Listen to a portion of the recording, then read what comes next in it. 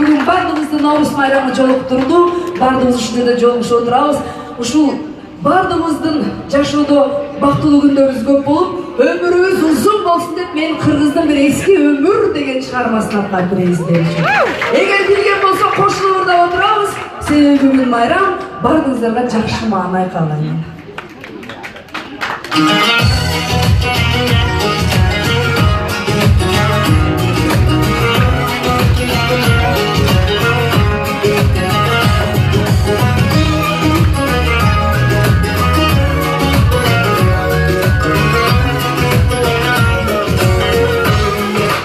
Ömür değil,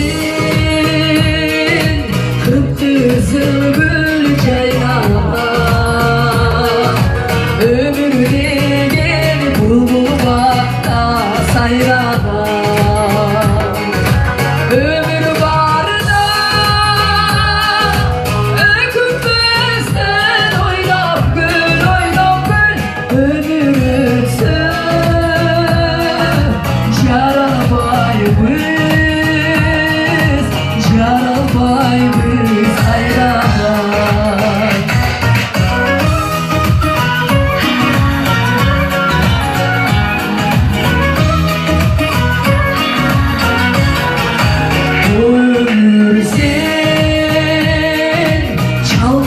Çakal gündüzün kedi ömür salkın soğuk cellisin.